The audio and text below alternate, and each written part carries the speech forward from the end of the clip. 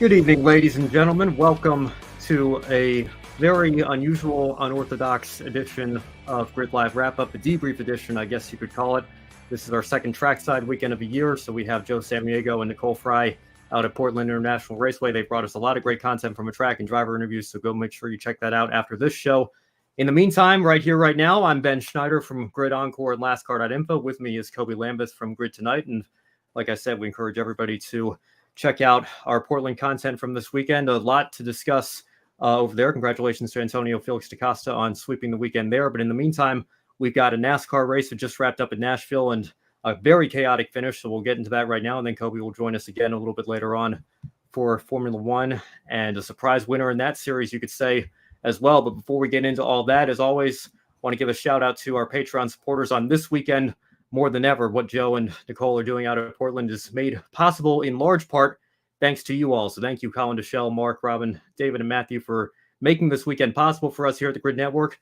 If you want to join them, if you like what you see tonight, you can visit our Patreon link in the description box below and also become a member through our YouTube channel. Or if you'd rather make a one-time donation instead, you can visit the Buy Me a Coffee link in the description box below or check out the YouTube Super Chat and Super Thanks features as well.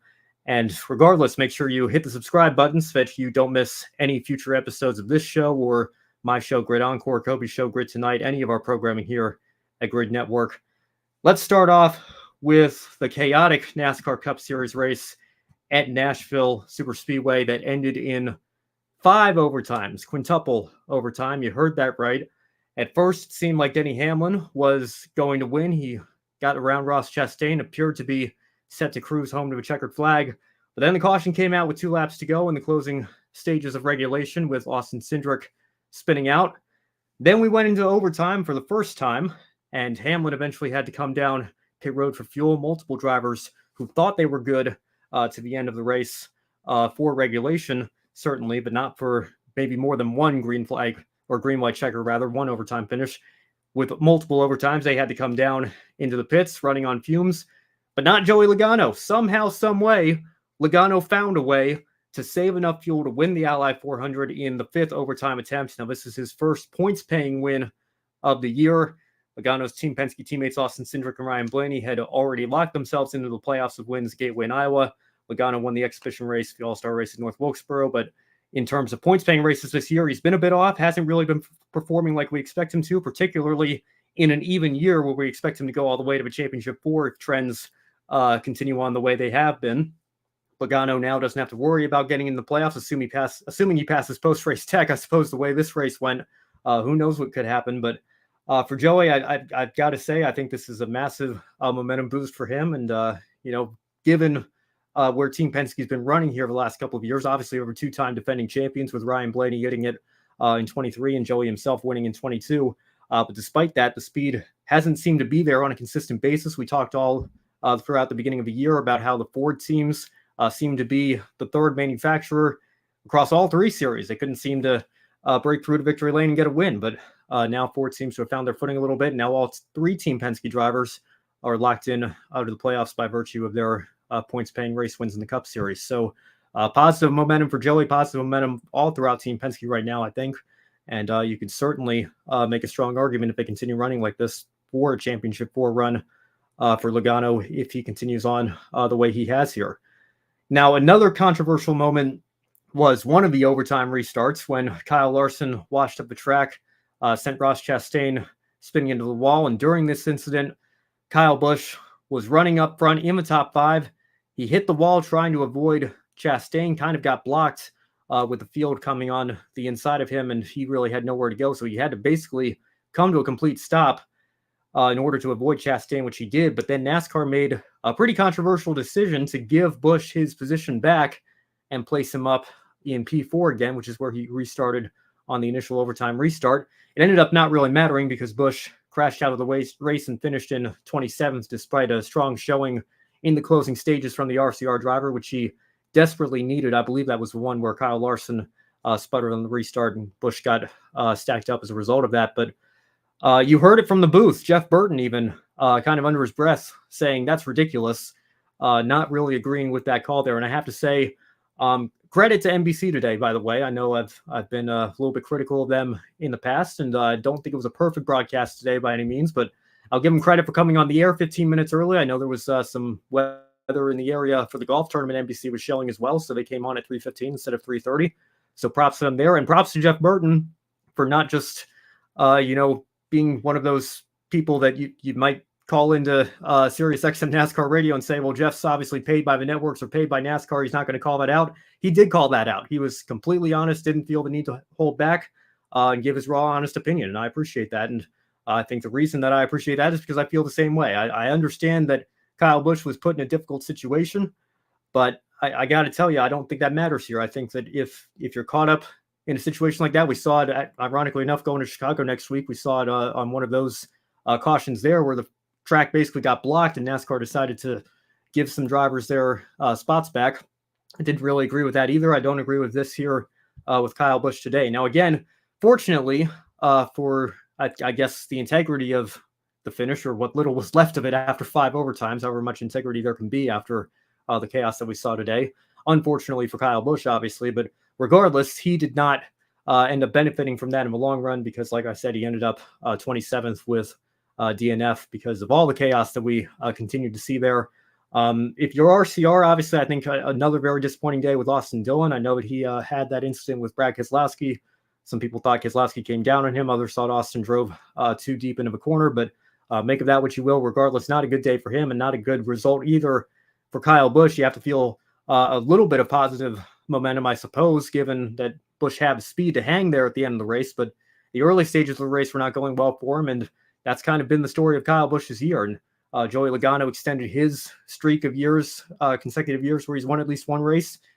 We are still early. It's basically only the halfway point. There's plenty of time for Kyle Busch to get this ship turned around, but you can't be feeling too confident if you're RCR, given the speed that he's shown the last several weeks, or I guess you could say lack thereof. So we'll see if RCR can take anything from this, but I got a feeling that just in terms of morale, Kyle's probably not too happy, and you really can't blame him given the way this year has gone for him. Now, we also saw, speaking of rivalries, some more intense action from Denny Hamlin and Kyle Larson. Larson raced Hamlin aggressively. Hamlin responded by making contact with Larson under caution. Of course, remember those radio messages between Kyle Larson and his spotter last week in New Hampshire. Kyle Larson's team encouraging him to maybe race Denny a little bit more aggressively, not let him ruffle his feathers as much, and kind of dish it out if he's being handed it back to him or whatever. Now, crew chief Chris Gabehart had to tell his driver to calm down on the radio and think about the bigger picture of a race win. So both teams trying to keep their drivers calm there. But that wasn't the only one. We saw Carson Hocevar spin out Harrison Burton under caution. Quite a bit of tempers on a hot day in the Music City. I suppose that's understandable. But, in terms of Hamlin versus Larson, I have to say I don't think too much of that. I think that's kind of been a recurring storyline that didn't get too much out of hand here. I think, if anything, the sport needs those kinds of storylines with two of the best drivers in the sport. Multiple race wins this year could very well make up 50% of a championship four when all is said and done.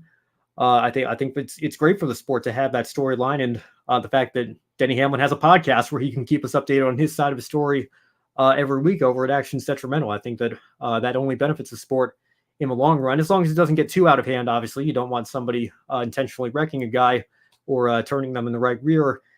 But that's why I'm very disappointed in Carson Hocevar. And I'm very surprised, I have to say, given what happened in the truck race, and we'll have more on trucks and Xfinity and everything else this weekend on the Encore show with Brandon Crossland tomorrow. But given what happened to Lane Riggs in that race, getting penalized 2 laps for aggressive driving, I don't know how Carson Hocevar gets away scot-free with this. I know it was under caution, but I think, some people say that only, makes it even worse in many respects, because your guard might be down a little bit under caution as opposed to when you're racing under green. The counter to that is probably the speeds are a little bit slower. So I suppose it evens out, but it's still not great. I don't think it's a good look for Hocevar, especially considering that he has been no stranger to these kinds of run-ins in the past. He's been known as an aggressive driver who sometimes takes things too far and over the line. You need only go back to the Truck Series Championship finale at Phoenix last year for proof of that. Even he admitted after he got retaliated against by Corey Heim that was all fair, because he didn't like what he did to Heim the start of that whole deal there at the end of that race. So, it's incredibly frustrating for me watching Carson Hocevar because I feel like the kid has a lot of talent. Some people think he was rushed to Cup a little bit too quickly. And I think they have a point when it comes to maturity. I don't know that they have as strong of a point when it comes to talent because I think he's proven that he has the speed.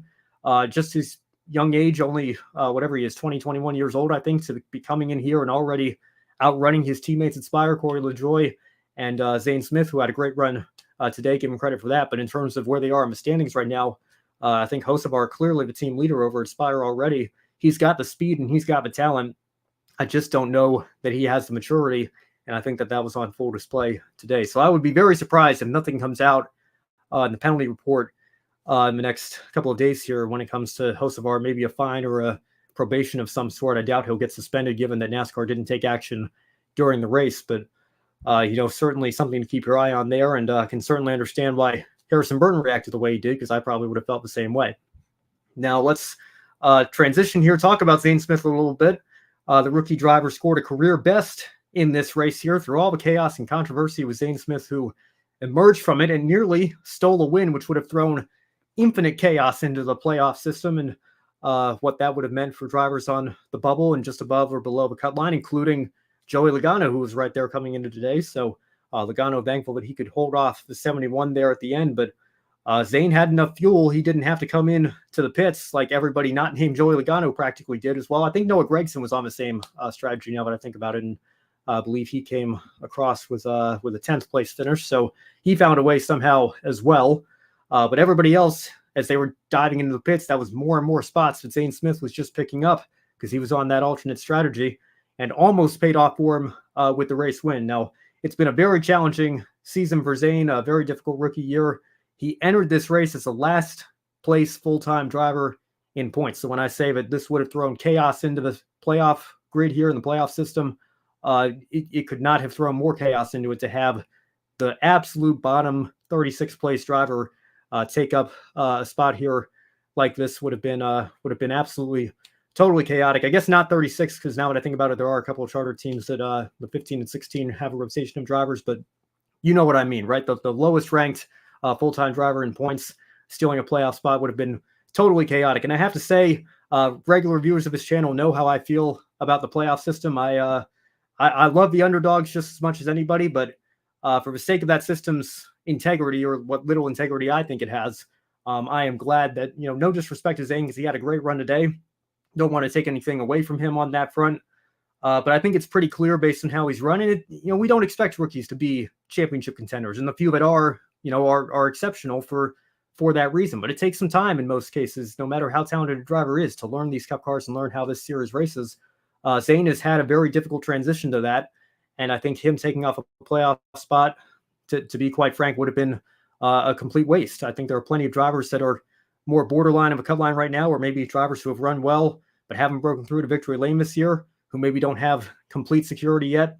I think those playoff spots are better reserved for them, like it is for Joey Logano. So from a sporting integrity standpoint, I am glad that Logano picked up the victory, but fair play to Zane Smith if he had been able to get one more spot, because it would have been well within the rules and regulations, and more power to him. Probably would have sealed up Rookie of the Year right then and there as well. But much needed run for him, given everything that he's been through this year. And we know those rumors are swirling around Trackhouse with all the development drivers they have and all the contracts that they have with Chastain and Suarez, the regulars. We don't know where SVG is going to fit into all this with a third potential Trackhouse car. There are those rumors with what's going to happen to Colleague, and who knows what's going to happen as we get closer to 2025. But definitely has to be a huge confidence boost for Zane Smith, and we'll keep an eye on whether or not this is something that lifts his spirits and lifts his performance as we get into the second half of the season here. But that's all from a NASCAR Cup Series race.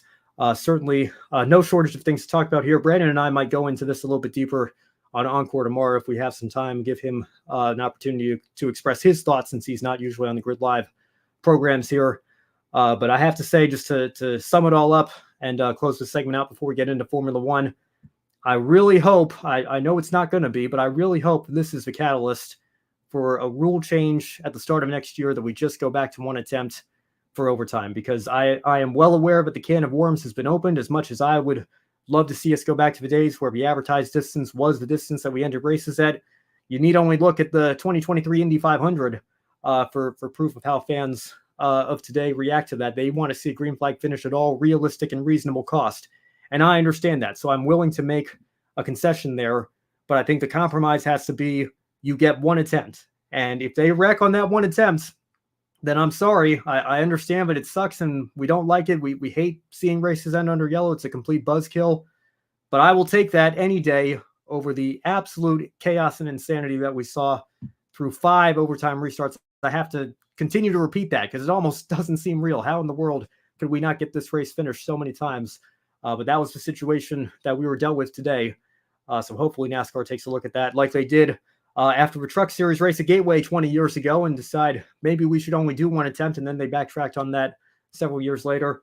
I think one attempt would be a reasonable compromise that could reasonably make all fans happy. At least we attempt to end the race under green, but if we have something like this happen, too bad. That's just the way the cookie crumbles sometimes, and we'll leave it there. Before we bring Kobe back in, I want to say hi to Adam in the chat room. Thank you, Adam, for the birthday wishes. Certainly an unexpected birthday present to me, having so much to talk about here with this Cup Series race, but totally agree with you. Crazy race in Nashville, and again, we'll see. Maybe more on that on the Encore show tomorrow, but of course, primarily, we'll recap the Xfinity and truck races this weekend on that show as well. Now let's go ahead and let's bring Kobe back in here. And there he is. And Kobe, no shortage of things to talk about in Formula One either. It looked like it was going to be Max Verstappen and Lando Norris. Then George Russell comes in and steals the win for Mercedes. Let's talk about it. Yeah, that was quite an Austrian Grand Prix. I mean, Lando Norris earned his first career Formula One win at the Miami Grand Prix earlier this year. Max Verstappen was happy for him, but I don't think he was too happy with him today. But we know Norris definitely wasn't happy. Norris and Verstappen are not taking blame for the contact on track today. The contact ruined both of their races, and Norris ended up retiring for the race, but Verstappen still scored points despite suffering a puncture. With the Verstappen versus Hamilton rivalry in the rearview mirror and McLaren providing a car that looks like it can take the fight to Red Bull on a more regular basis, could Verstappen and Norris become Formula One's next big rivalry? Well, that's going to depend on whether or not McLaren can give Lando Norris a car that can contend for a championship. Now, I know Lando obviously won in Miami. I think he could have won today, potentially had the pace with Red Bull having that slow pit stop and looked like he was closing in on Max at the end, made that move. I think he could have won today, but I still think Red Bull is slightly ahead of McLaren when it comes to car development. It's unfortunate that we don't really have a better gauge of that right now, because I think Oscar Piastri, maybe the counter to that argument is that Piastri is ahead of Checo Perez, but I think Perez is certainly in a slump that's probably the worst, certainly, of his Red Bull career, maybe his career entirely. It has not been a good run of races for him, and you certainly hope to see what he can get that turned around. But there is an argument right now. There's a major debate. Is it Red Bull that's still so dominant, or is Max Verstappen just that good that he's taking a car that maybe McLaren have caught up to, maybe Ferrari and Mercedes even are starting to catch up to, but Verstappen is still the class of the field. He's the one that beat Lewis Hamilton when Red Bull and Mercedes had very equal cars in 2021. He's the one that everybody is still chasing when it comes to raw pace and raw talent. And, I think that's an argument that is going to continue throughout the rest of the year. I still think he's a championship favorite despite what happened today. But Lando Norris is coming. He's getting there. And if McLaren can go into next year, it's not going to be much unlike 2021, to be honest, because you're going to have the final year before we get a major regulation change in 2026. That could potentially close the gap, and especially with Red Bull's cost cap penalties. And I know our own Joshua Birch has predicted this in the past as well, but he thinks that's going to slow Red Bull down. We could be in for one heck of a title fight in 2025. We're just going to have to wait and see, but it all depends on whether or not McLaren can build Lando Norris the car that's capable of that. But if they have more run-ins like this, you can certainly expect that it's going to be just as fierce, if not more fierce, than what we saw between Verstappen and Hamilton in 2021. Yeah, quite a bit of argy-bargy out there today, as Calvin Fish like to say, between Verstappen and Norris. I'll be honest, Ben, I did not expect to see anything like this happen today. I expect to see Max Verstappen completely dominate the race and win like we've seen in the past. And on the last few races, it seems like Max Verstappen and Red Bull have kind of come back down to earth.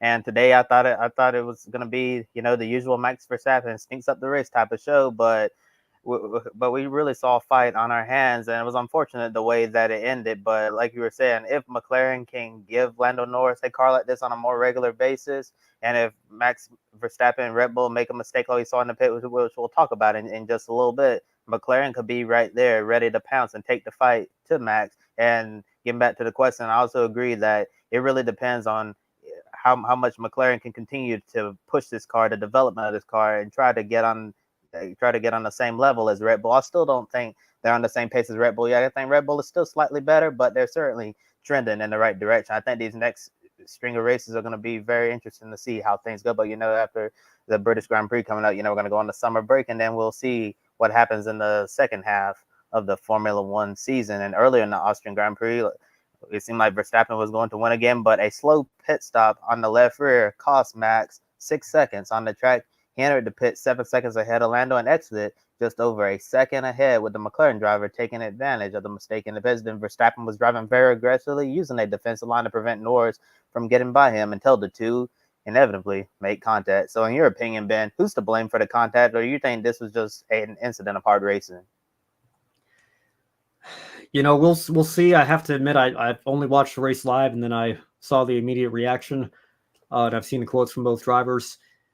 Max does have a point. I'm not a racing driver. I'm not in the car, but it looked to me like it was pretty much 100% on him. And I feel like the only ones that didn't have that view were probably Twitter users that had MV33 in their bios or something. But obviously, Max Verstappen fans, I think, are going to want to defend their driver. Christian Horner's going to want to defend his driver.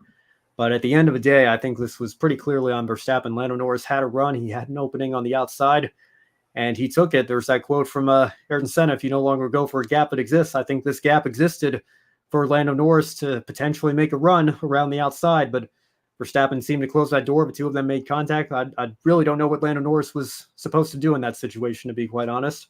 So I really don't know how you could blame him. I suppose you could potentially say it's the closing laps, and if, maybe you want to argue it's a racing incident. Stewards obviously disagreed. Max, I think, got a 10-second penalty as a result of that. But I really don't know how else to call it. I think that this was one of those rare instances for me where it's maybe not quite 100%, but like 95, 97% at the absolute minimum. I think Max Verstappen certainly predominantly to blame for this contact with Lando Norris. Obviously, he feels differently, and Red Bull fans feel differently. Adam Lemmeries doesn't feel differently. To me, it was Max's fault, he says here in the chat room. So you can take that for what it's worth, I suppose, with the Red Bull fans out there. But I think from a neutral fan's perspective, I don't know how you call this any other way other than Max's fault. Yeah, I'm going to make it unanimous here. I watched the replay several times earlier in the afternoon, and to me, it looks like, Lando was coming around the outside. He had the line, and Max moved over. And unfortunately, that ended the race for both of them. And it's going to be interesting to see what's going to happen between Norris and Verstappen moving forward. We already know that the two drivers have been friends off the racetrack, and Lando was asked, if this could potentially impact the friendship that he has. And Lando was basically saying, it depends, if Max owns up to the incident or whatever. But if you saw the interviews of Max, he wasn't really owning up to that. At the moment, it seems like there are two drivers who are going to agree to disagree, but we also have to take into consideration that this was like a heat in the moment type of thing. So we'll see if cooler heads are going to prevail once these two drivers have had a few days to digest the incident. I also want to bring up a comment you brought up earlier, Ben, from McLaren team principal Andrea Stella. When he was asked about the incident, he said the problem is that you don't address these things honestly. They will come back. They have come back today because they were not addressed properly in the past, where there were fights with Lewis that needed to be punished in a harsher way. So basically, Stella is basically saying like Max Verstappen's not being punished by the race stewards for his aggressive battles with Hamilton in the past. That this is the type of stuff that happens, when you're not given time penalties, when he probably should have received time penalties in the past. Yeah, and I think that, Stella's spot on there. And it's not just Formula One, obviously. We just talked about it in NASCAR segment as well with some on-track retaliations. I think that if you let this get out of hand, if you don't, actually discipline it in the moment, Kyle Petty talked about this years ago, actually, after Kyle Busch wrecked Ron Hornaday, and said, if Kyle Busch had been disciplined in 2008, 2009, 2010, maybe what happened with Ron Hornaday in 2011 wouldn't have happened, because he would have recognized that he was going to get suspended or harshly penalized for it. I think that if Max Verstappen had been reined in a little bit in 2021, maybe we wouldn't be having this conversation here today. Now, I know Verstappen fans are going to bring up Silverstone 2021, and obviously he and Lewis had multiple run-ins, multiple points of contact last year. Some you could certainly say were more so on Lewis, but a lot of them were on Max. I think even the instances that didn't result in contact or drivers retiring from the race, I think you could look at points during that title battle where Max Verstappen was certainly aggressive, perhaps overly aggressive. So if he had been disciplined for it or reined in for it a little bit in the past, I certainly think there's a point to be made there that we might not be having this conversation right now either. Yeah, and I also think that you can also bring up the point, the fact that the last couple of years or so, Max Verstappen has had the car to beat, and he hasn't really had much competition. So I guess, sure. Yeah. I guess you can say Max has kind of forgotten how to race. I mean, I don't mean that in a derogatory way or anything, but you can probably guess what I'm trying to say here, that he's not.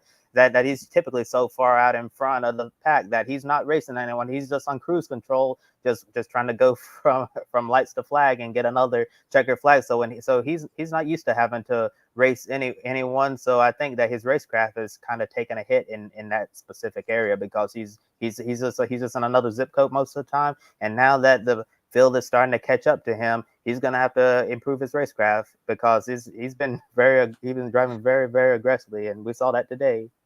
Yeah, well, that's exactly it. He hasn't forgotten how to go fast, but he's forgotten how to race, in the sense that he's forgotten how to race others. I think there's very much a point to be made there, Kobe. Yeah, for sure. And looking more at the parity aspect of this whole thing, George Russell, he's the 5th different Grand Prix race winner this year. Verstappen, Carlos Sainz, Norris, and Charles Leclerc won this year before Russell. We predicted a Red Bull runaway at the start of the year, but we've seen more parity with 4 different winners in the last 4 races. So do you think the days are over of Red Bull and Verstappen expected to win and dominate our pick a winner segment?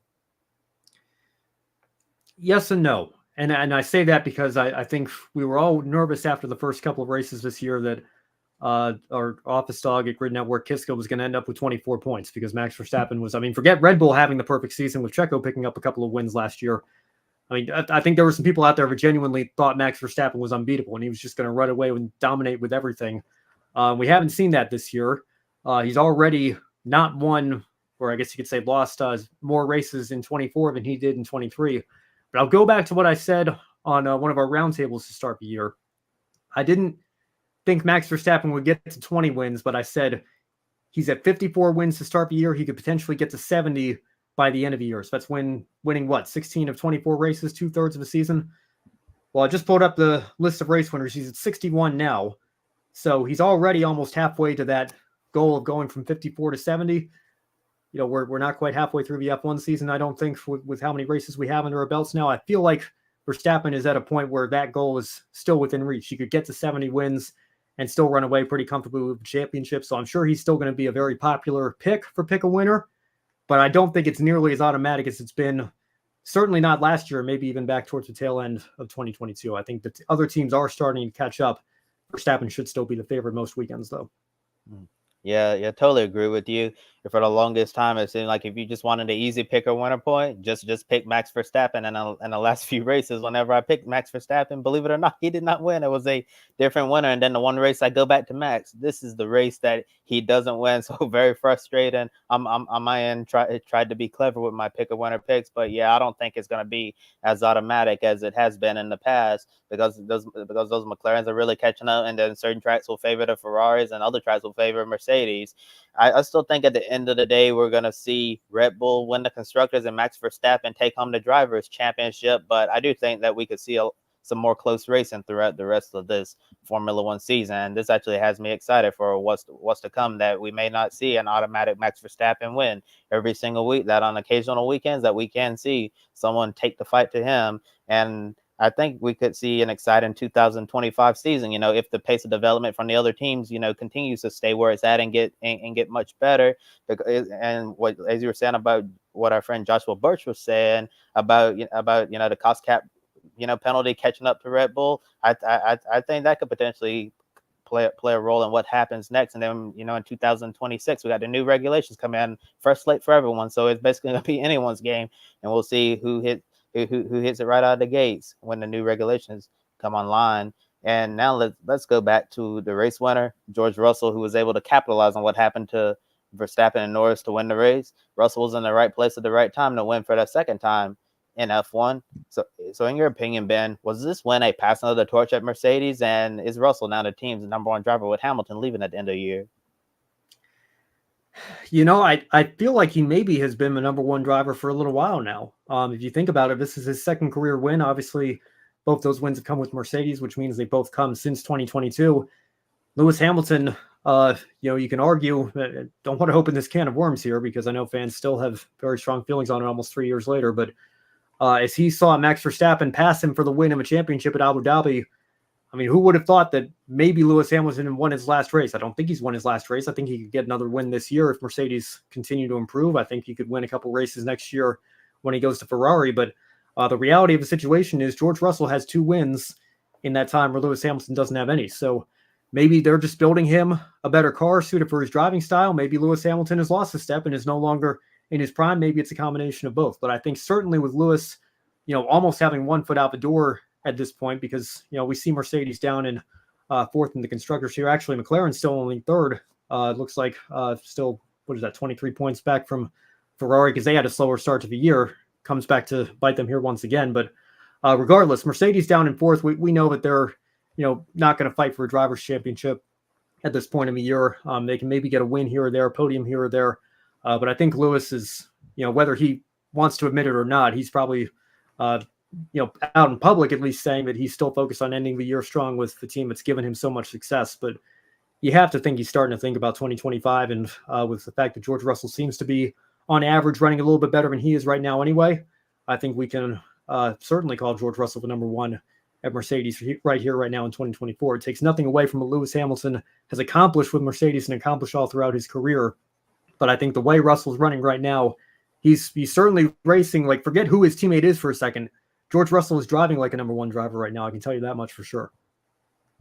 Yeah, definitely. I agree with you. I think George Russell has been the number one driver at Mercedes for a while. When Lewis Hamilton announced, at the start of the season that he was going to be out the door and going to Ferrari in 2025 and beyond, I have a feeling inside the Mercedes factory that they were thinking that, with Lewis leaving, we're probably going to put all of our attention behind George Russell and make sure, that he's getting our all. And I don't think, that they're doing anything to disadvantage Lewis Hamilton or anything like that. Unfortunately, the relationship between Mercedes and Hamilton, despite all of the race wins and world championships and constructor championships that they've won, that relationship has just run its course. And now it's time to flip the page. And George Russell, obviously, in the future plans of Mercedes, and Kimi Antonelli as well, as you guys have talked about on the Encore show quite a bit throughout the season. So I feel like George Russell is his team leader right now, and he's going to lead the team well into the future. And I think George Russell is going to continue to do great things with Mercedes, and as Mercedes tries to get back to the top step of the podium on a more regular basis, I think that Russell is going to continue to win more Formula One Grand Prix, assuming that Mercedes is going to give him the car to compete. And if you don't have anything else to add, Ben, I'll go into the grid ranking. Yeah, well, just since you brought up Antonelli real quick, I just want to point out once again, and again, more on this on Encore tomorrow. We'll see if Josh Birch can join us or if he can at least record some thoughts for us. But 15th in the sprint, 13th in the feature.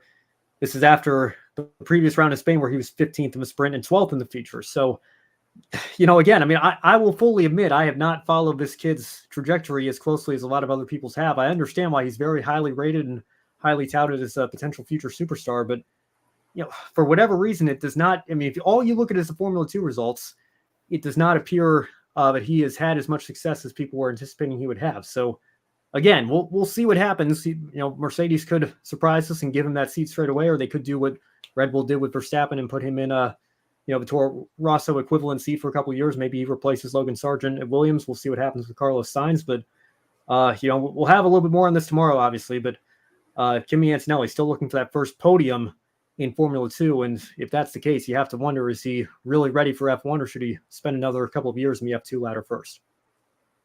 Yeah, the Kimi Antonelli story is very interesting. We're all wondering what Mercedes is going to decide to do with him.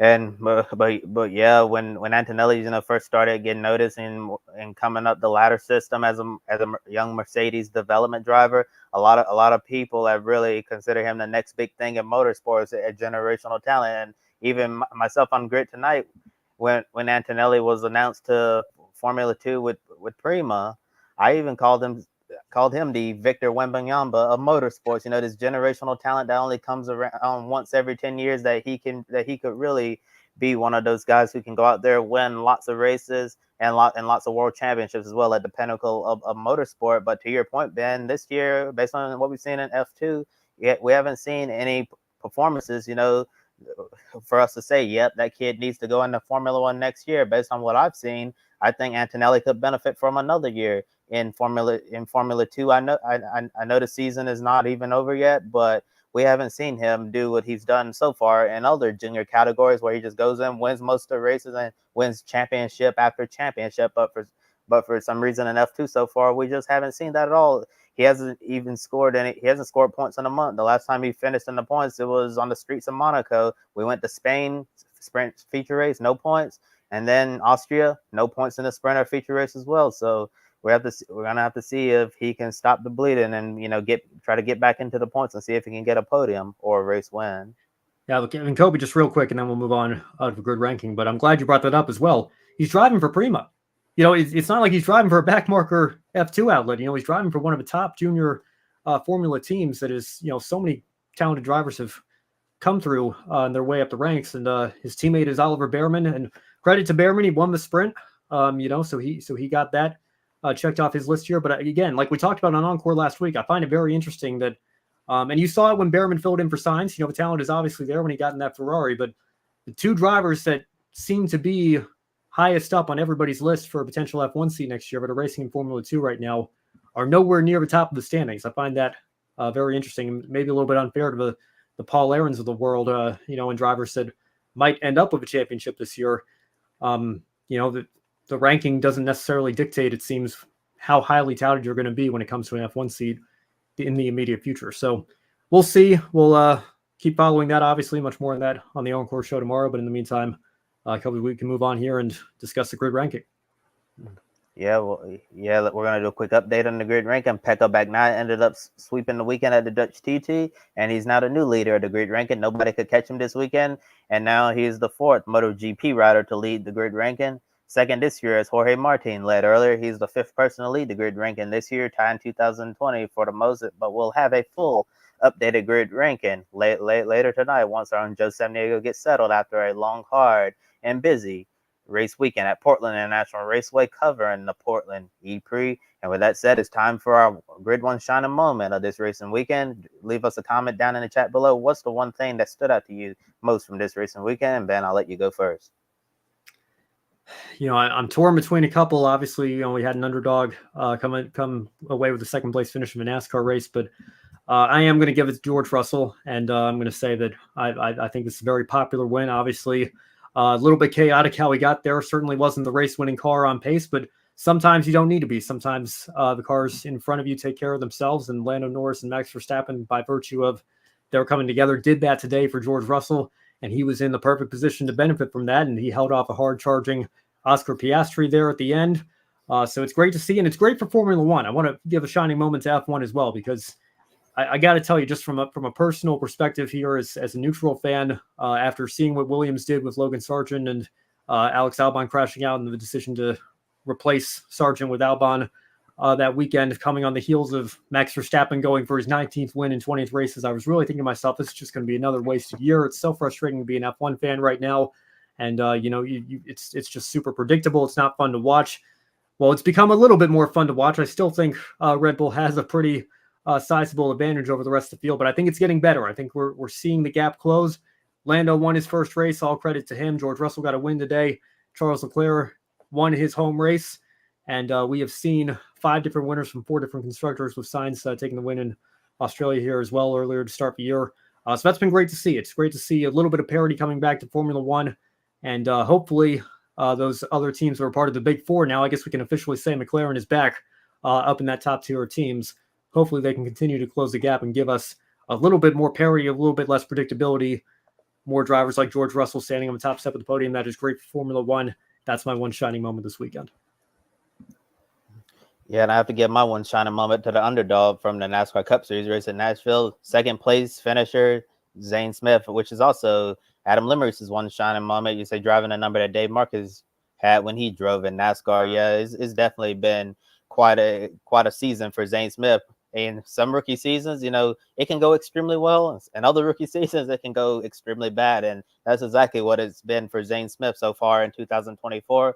But the thing is, we know Zane Smith has the talent. We know he can drive and get the results done. Look what he was able to accomplish in the Craftsman Truck Series. But so far this year, first full season at the premier level, it's been extremely difficult. But although, given the circumstance in this race and all the crazy things that happen, if I'm Zane Smith, I'd take the second place finish. I would take it as a win. I know in this post-race interview, he said he was kind of disappointed the way things turned out. But I think once, everything settles, that he's going to see that this was a huge step in his growth as a young NASCAR driver. We know Zane Smith can get the job done, and especially been under a lot of pressure, been a trackhouse development driver, and for him to go out there and get this strong result, I think that this is going to work wonders for his confidence moving forward and try to run a lot better in the second half of the season. And Alex Fleener's one shining moment is Corey Haim. You say, he didn't get the result he deserved. I believe Haim finished 29th. Yeah, that's correct on time and scored. Although he didn't get the result that he deserved, but he was up front quite a bit. It'll be Haim signs sooner than later. Yeah, Corey Haim, very impressive run today in the Cup race. I remember at one point he was just knocking on the door outside the top 10. Haim is certainly one of Toyota's young development drivers that a lot of people are very high on. And I agree with you. Before you know it, it'll be Haim time in the NASCAR Cup Series full time. Just pulled up the official results sheet again. I cannot believe what I'm seeing. Total race length, 331 laps, 440.23 miles. The Ally 400 became the Ally 440. 40 extra miles, 31 extra laps. I mean, this is just can't wrap my head around it. So, again, maybe we'll discuss that a little bit more tomorrow with Brandon on the Encore show. But in the meantime, thank you all for staying up late with us. Again, I know a bit of a different weekend with the format and not having Joe here, but go check out Joe and Nicole's playlist. I've gotten plenty of great interviews, plenty of great coverage from Formula E this weekend here at Portland. So make sure you subscribe to the YouTube channel so that you don't miss any of that in the future when we're at the racetrack and any of our future live shows here and the clips from the highlights from the shows that we post here as well. Make sure you hit the bell icon so that you're notified every time we upload a new video or host a new episode. If you really liked what you saw tonight, you can take a few minutes after the show to consider joining our Patreon. Join Colin, Deshelle, Mark, Robin, David, and Matthew in helping us continue to grow this motorsports media outlet, keeping us on the air throughout 2024 and beyond. And as you can see, if you liked what you saw from Joe and Nicole this weekend, you want to see more of that, we have a goal of $500 per month. That will help us get to the track on a more regular basis for more on-site coverage, help us cover some of those logistics and expenses to only further expand our on-track coverage for you, the viewers. And if you'd rather make a one-time donation instead, you can visit the Buy Me a Coffee link in the description box below. You can buy a coffee for your favorite honor or talent. Any amount will help us continue to grow our motorsports media outlet. Or if you're watching us here on YouTube, we have the super chats now enabled as well. Now, as I mentioned, I will be back with Grid Encore tomorrow with Brandon Crossland. Kobe will be back with Grid Tonight later this week, so stay tuned for that as well. And then we'll do it all over again with Grid Live coverage coming up this weekend. NASCAR will be back in Chicago, and we'll keep an eye on that and all the other racing coverage next weekend here as well. Women in Motorsports will hopefully be back at some point this week too, so make sure you stay tuned for that. Kobe, if you have any final thoughts, I'll give you the last word here. Otherwise, we'll close the show out. Yeah, I don't really have much to say other than quite another week in motorsports. Yeah, we know as we get into the summer stretch, it gets extremely busy. A lot going on. Really proud of the race coverage that Joe Samnego and Nicole Fryer were able to do at Portland International Raceway this weekend. I know it's the final Portland E Prix for the foreseeable future, as you know the Formula E's round in the United States is going to be shifting to Homestead Miami Speedway road course next year. So I'm really proud of what our team here at Grid Network was able to do, and give the Portland E Prix the type of coverage that it deserves in the final one. So really, an extra one shining moment goes to Joe and Nicole for all the great work that they did this weekend. I can certainly echo that. Well done to Joe and Nicole. Make sure you check out their coverage. And that's going to do it for us here tonight. I'll be back tomorrow. Like I mentioned, Kobe's back later in the week For Kobe Lambeth, I'm Ben Schneider. Thank you so much for watching. We will see you next time right here on the Grid Network.